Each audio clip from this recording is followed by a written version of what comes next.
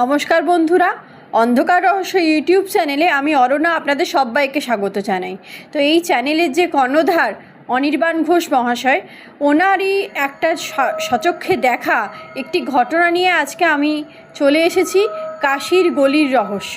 কাশীর গলিতে অনেক রকমের রহস্যজনক ঘটনা মানুষের চোখে পড়ে। তো ওনারই একটি সচক্ষে দেখা ঘটনা নিয়ে আজকের এই আলোচনা। ধন্যবাদ অরণ্যা। এটা কোন সালের ঘটনা হবে?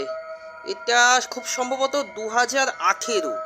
হ্যাঁ, 2018 সালেরই ঘটনা।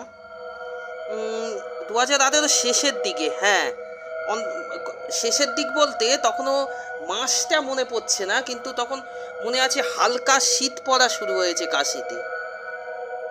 এবার ওইদিকে শীত কিন্তু মারাত্মক হয়, খুব হেভি শীত পড়ে, এটা সবাই জানে যে ইউপি মধ্যপ্রদেশের ঠান্ডা মারাত্মক, দিল্লির ঠান্ডাও মারাত্মক, সেরকমই ওখানে তখন সবে ঠান্ডা পড়া শুরু হয়েছে।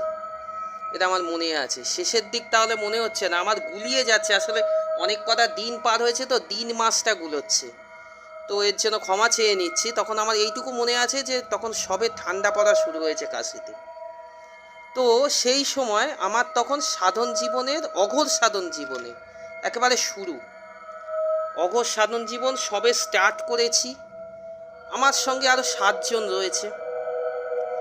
তো গুরু মহারাজ একদিন আমাদের বললেন, কাশিতেই দিনের বেলা একদিন বললেন যে একজন ওই কাশীর গলিতে একটা গলি, এই গলিটা কোথায় আপনাদের বলছি, হয়তো কেউ চিনবেন হয়তো চিনবেন না, কারণ কাশীর গলি এমনই টাইপ যে পুরো ভুলভুলাইয়া, এটা চেনা মুশকিল, অনেকের পক্ষেই মুশকিল।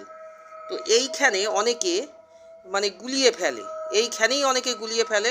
আমার অনেক সময় প্রথম দিকে অন্নপূর্ণা বিশ্বনাথ মন্দিরে যেতে গিয়েও গলি গুলিয়ে গেছে, এবং রাতের বেলা গেলে আরও গুলো।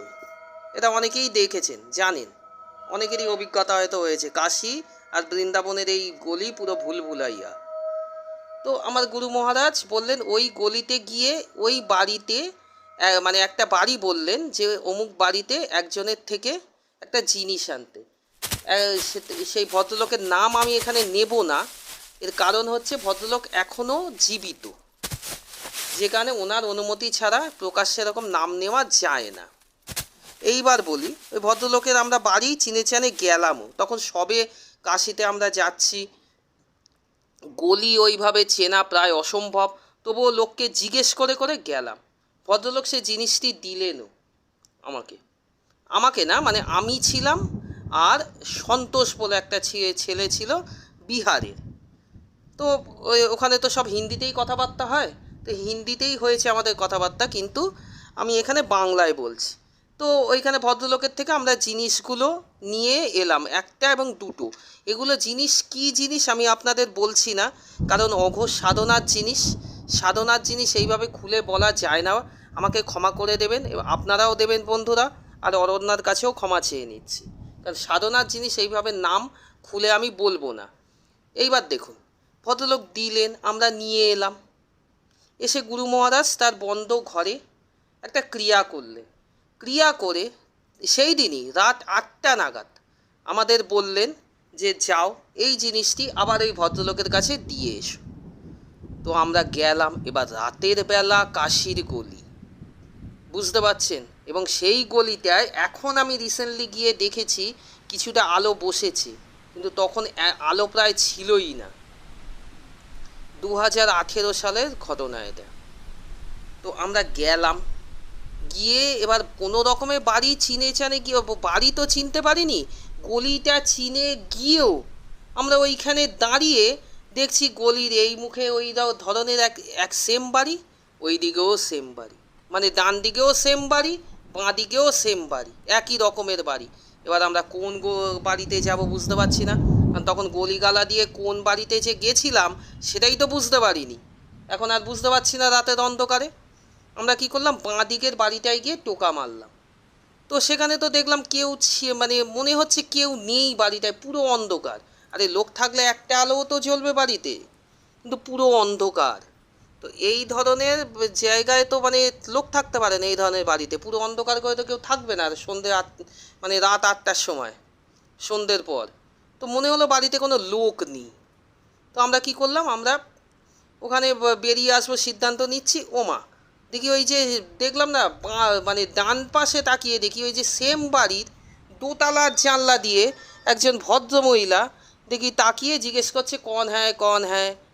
তো আমরা আবার ওই দিকে গেলাম, ওই বাড়ির সামনে গিয়ে আমাদের পরিচয় দিলাম, আমরা অমুক লোককে খুঁজছি।